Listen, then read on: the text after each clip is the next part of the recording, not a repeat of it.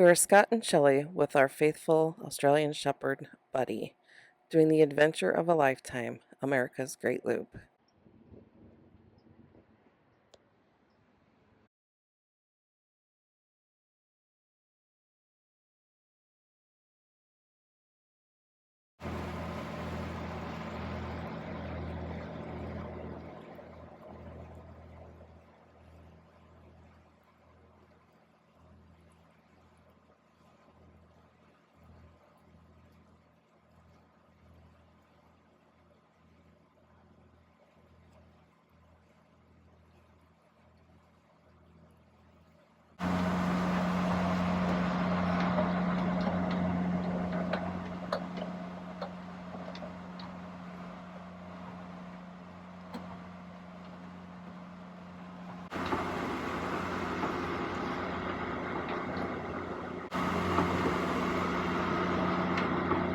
Now I'm hitting full front. Yep.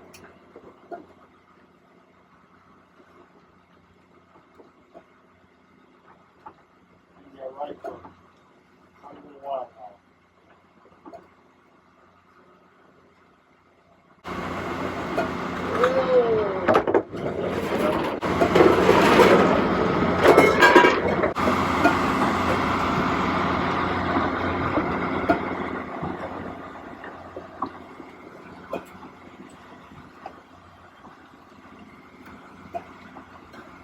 I don't want to travel on this tomorrow. What? I don't want to travel on this all day long. No.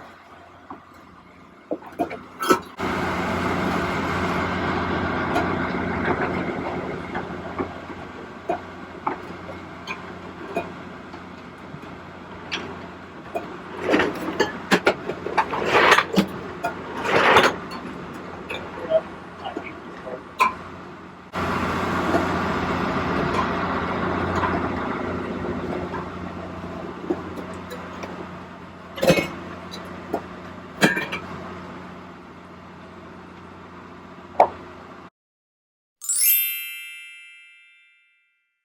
Good morning. Good morning. Good morning. Morning, birds. Yep.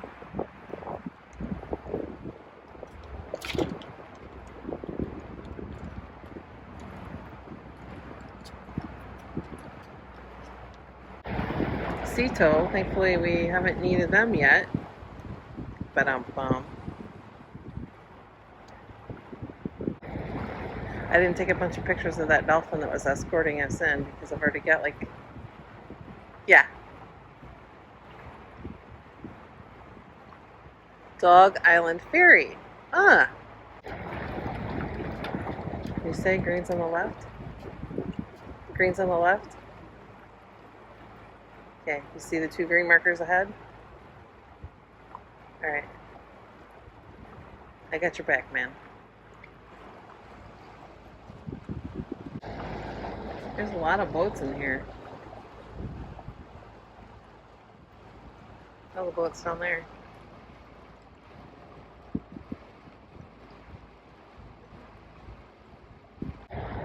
They're all decked out, man. They got paddleboards on the side, too. No. I wonder how they get those jet skis up and down. Up there. I don't see a lift. Okay. Santa Claus is on the left. I gotcha. Yeah. Don't go over here. Don't go to your left.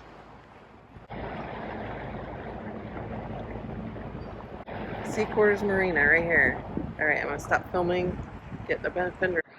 We stayed at Sea Quarters Marina for 5 days, waiting for a good weather window to make the journey across the Gulf of Mexico.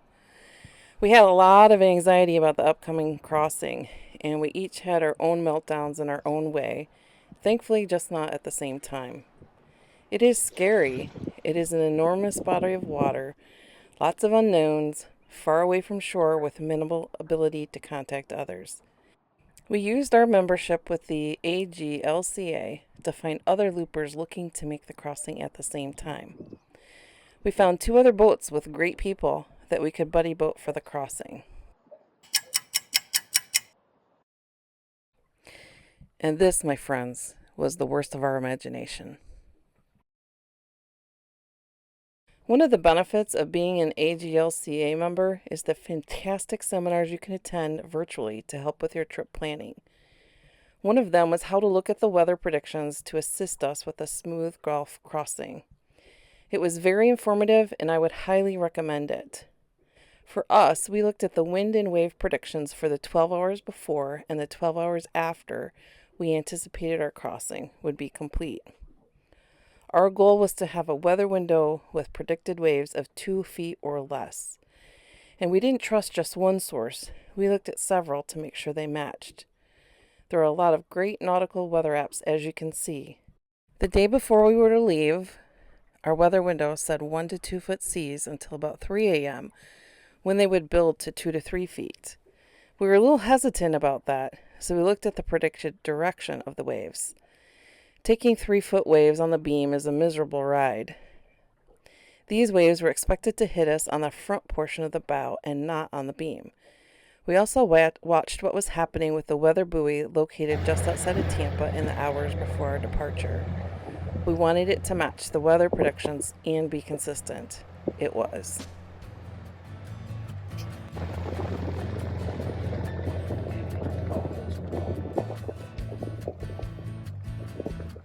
Okay. Are you okay up there for a little while? I'm still gonna do some. Yes.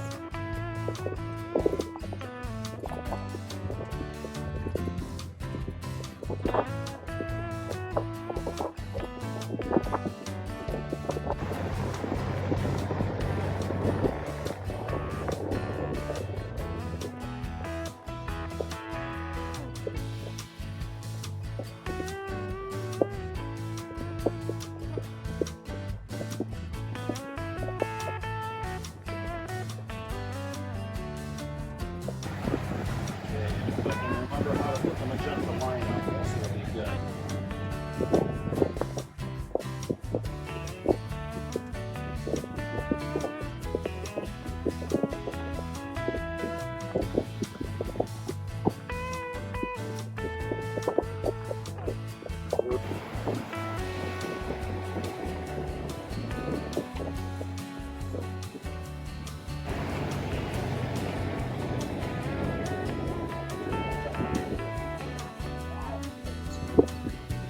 Yeah, it is.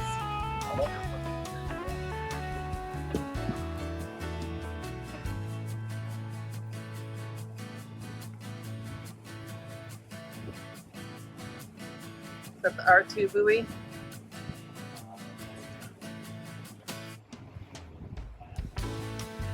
Okay, got it.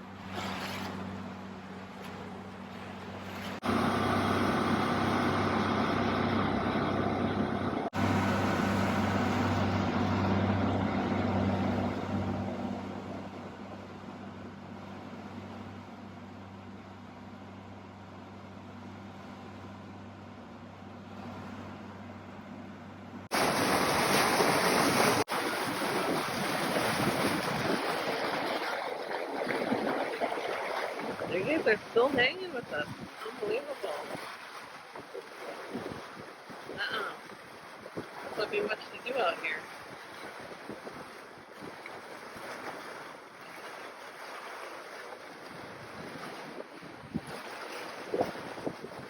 It was just like going back and forth.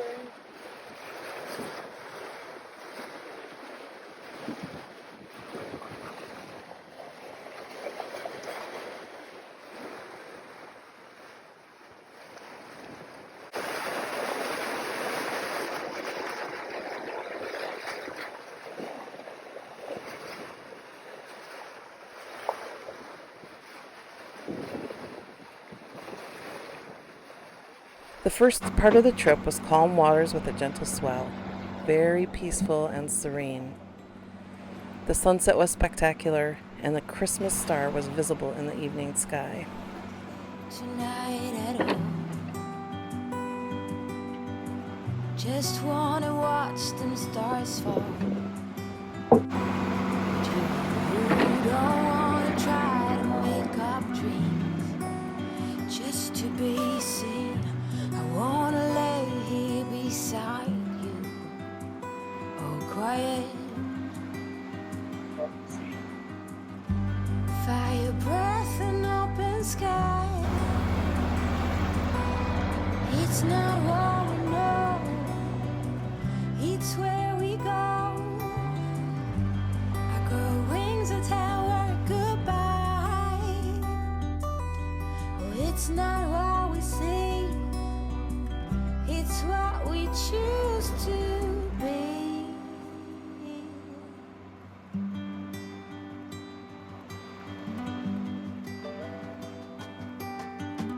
Sunflowers, high grass, and bare feet.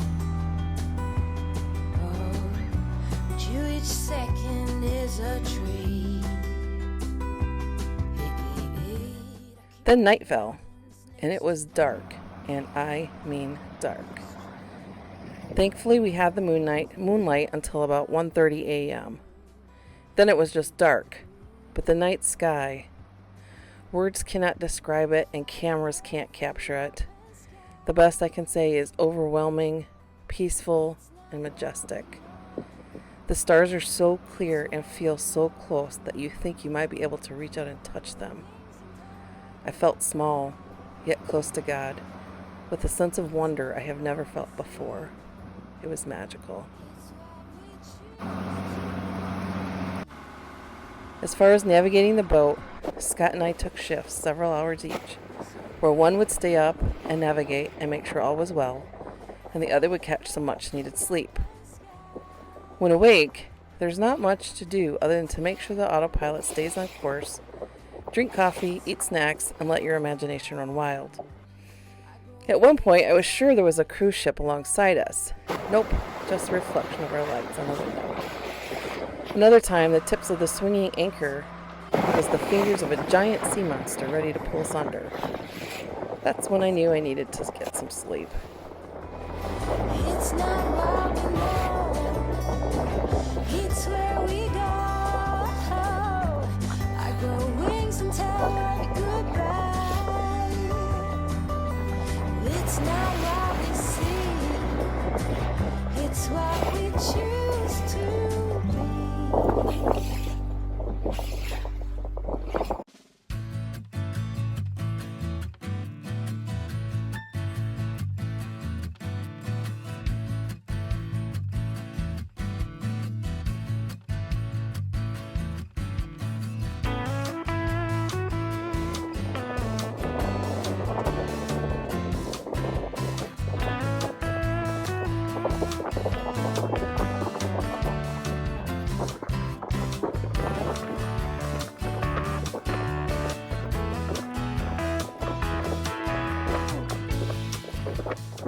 Our crossing buddy boats were both larger than us, with deeper drafts.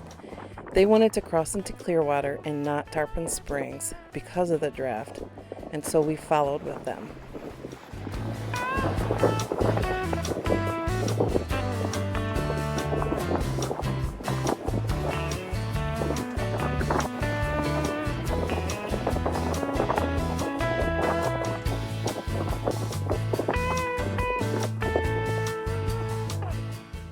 Once we reached Clearwater, we both felt pretty good. We decided to keep going. It was almost Christmas, and my mother lives just south of Tampa. It was hard to be this close and not be able to spend the holiday with her. So we continued down the ICW and anchored just north of the Sunshine Bridge. A trip with a total of 27 hours.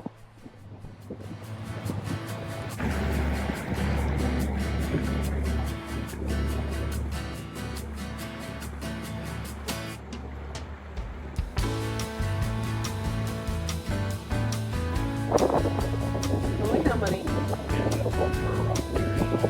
Yeah.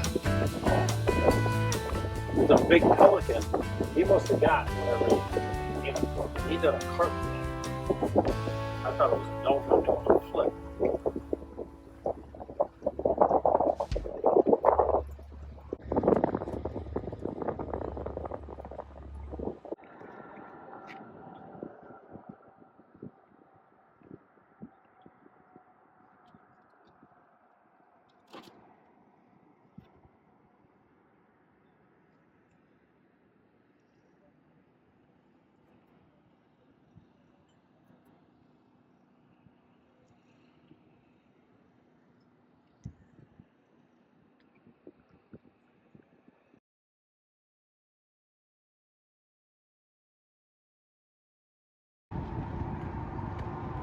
Remember the railroad that Dumbo's on? And